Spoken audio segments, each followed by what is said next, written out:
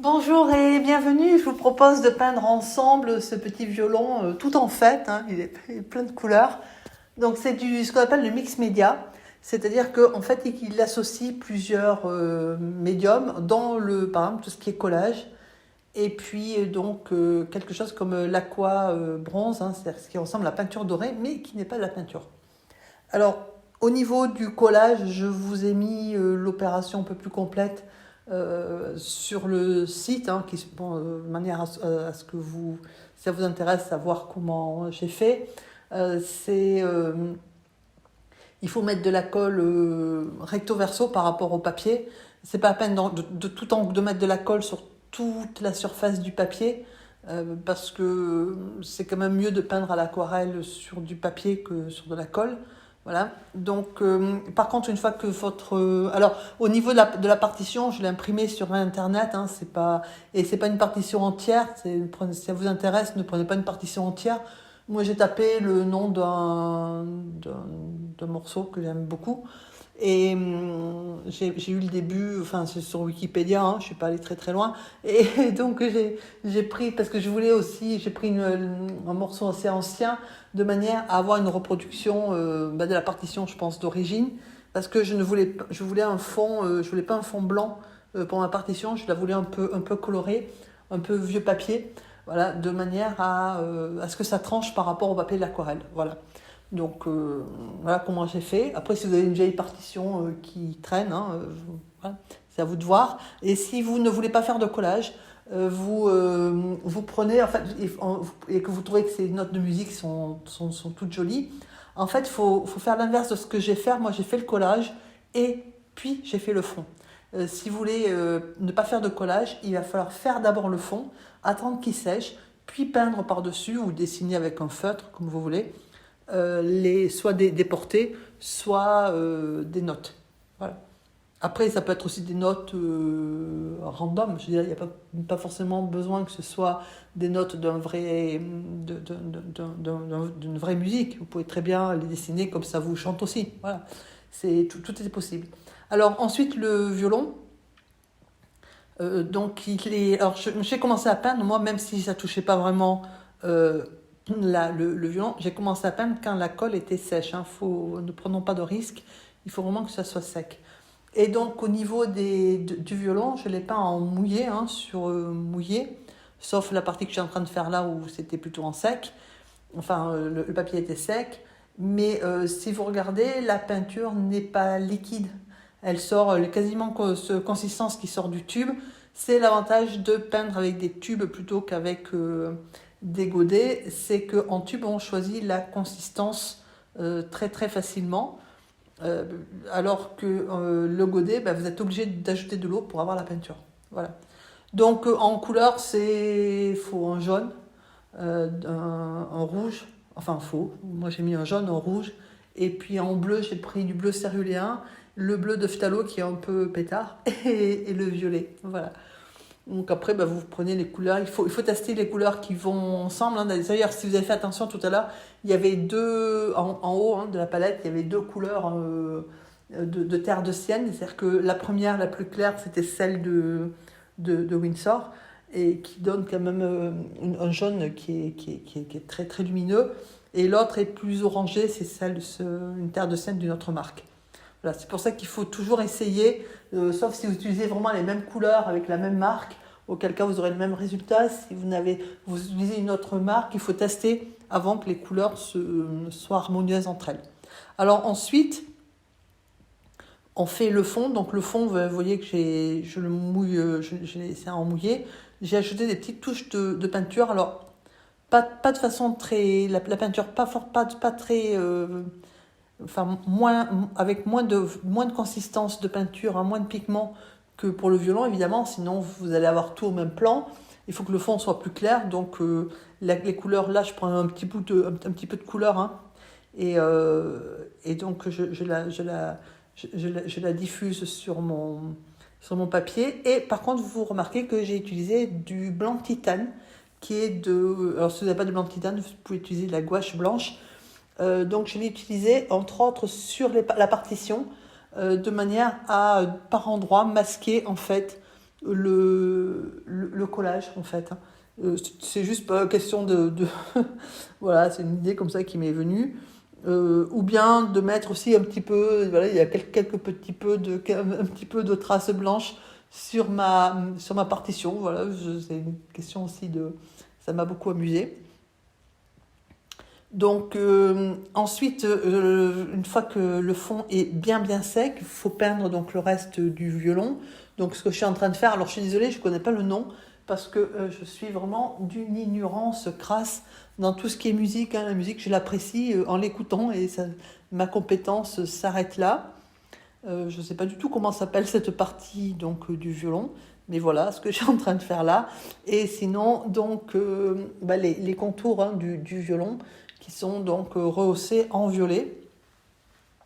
Alors, le petit souci que j'ai eu, c'est donc pour avoir l'ombre, hein, sur le violon de la partie où il y a les cordes. Parce que là encore, j'ose pas dire le manche. Voilà, mais la partie où il y a les cordes, parce que j'ai eu l'idée, pas très inspirée, d'y mettre du bleu de phthalo, qui est un bleu hyper lumineux.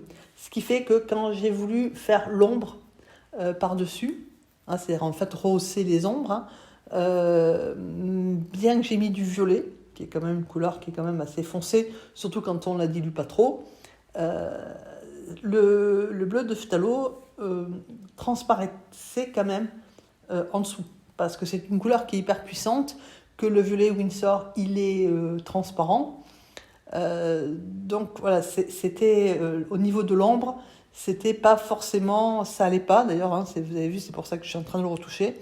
Du coup, pour arriver à faire l'ombre, hein, à donner de l'ombre, j'ai été utiliser du gris de Payne, que j'ai mélangé au violet, hein. Je ne l'ai pas balancé comme ça, je l'ai mélangé, c'est pour ça que vous voyez sur le bord, là il y a un petit peu de...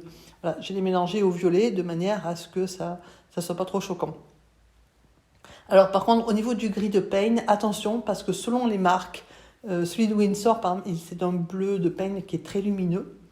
Et donc là, je suis en train d'intégrer, voilà, par rapport à ce qui était déjà peint, parce que sinon, ça faisait une différence qui était trop importante, en faisant attention de ne pas avoir des couleurs affreuses. Et alors, je disais que le gris de Payne chez Winsor est une couleur qui est super lumineuse, qui est magnifique. C'est pas le cas chez tout le monde. Donc, il y a, selon les marques, le gris de Payne, il est affreux, voire carrément dégueu. Donc, attention, je veux dire, avant de mettre une couleur sur une aquarelle qui est déjà commencée, faites un essai au brouillon ou au verso de votre feuille.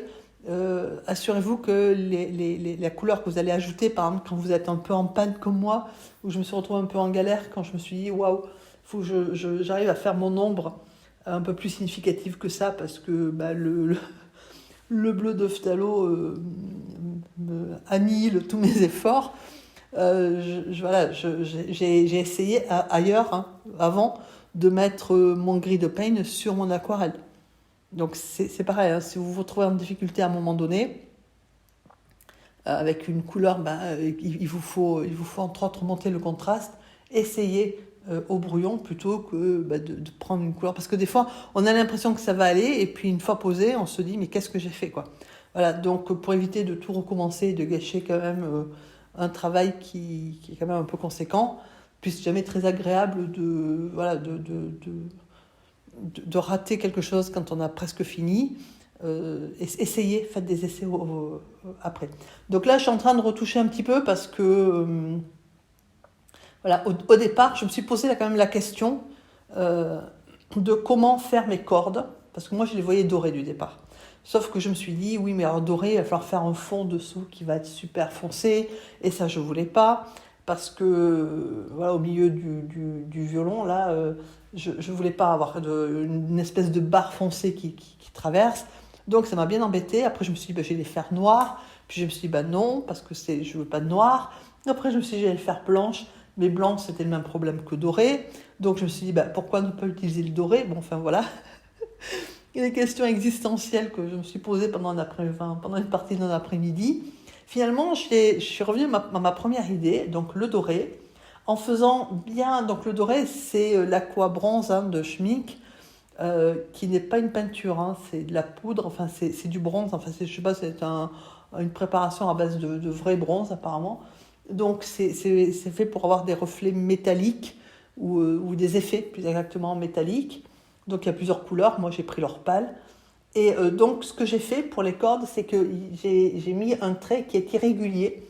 Donc il y a des endroits c'est plus épais parce que c'est plus concentré en peinture, hein, enfin en peinture en or, c'est pour ça qu'on le voit mieux. Et puis il y a des endroits ça disparaît et puis ça réapparaît de manière aussi à suggérer les jeux de lumière voilà, qu'on peut avoir sur l'instrument. Et comme il y a des endroits où c'était pas suffisant, surtout au milieu, dans la partie centrale, j'ai rehaussé, mais avec donc au feutre noir. Voilà, en sachant que, évidemment, je n'ai pas tracé un trait continu, parce que c'est facile de tracer un trait continu, mettez une règle, vous tracez et pim. Sauf que je trouvais que ça faisait un peu trop... Enfin, c'était pas assez fantaisie. Donc, moi, j'ai rehaussé par endroit au feutre. Hein, comme là, en fait, je suis en train de donner par endroit donc quelques petits reflets. Donc, c'est vrai que les reflets, par rapport à la lumière, j'aurais pu les faire blancs. Hein, traditionnellement, on les fait blancs. D'ailleurs, j'ai laissé un petit peu de blanc, mais je les ai plutôt fait. Là, j'ai plutôt opté pour un doré. Voilà. Donc, après, c'est une question de choix. Voilà. Là, par exemple, il y a des endroits où je fais bien exprès d'avoir un trait bien plus épais. C'est pas compliqué, hein, il faut juste mettre plus de peinture et s'assurer que le trait soit continu. Sauf que moi, c'est pas l'effet que je voulais donner donc, non plus. Voilà, donc je vous remercie d'avoir suivi cette vidéo. J'espère que vous allez bien vous amuser à faire un violon complètement fantaisie, complètement... voilà, pas forcément comme on aimerait qu'il soit, mais voilà, laisser libre cours à sa fantaisie et aux couleurs qu'on a envie d'utiliser. Je vous remercie d'avoir suivi cette vidéo. Merci aussi pour vos commentaires et de votre soutien. Je vous souhaite une excellente journée et je vous dis à très bientôt.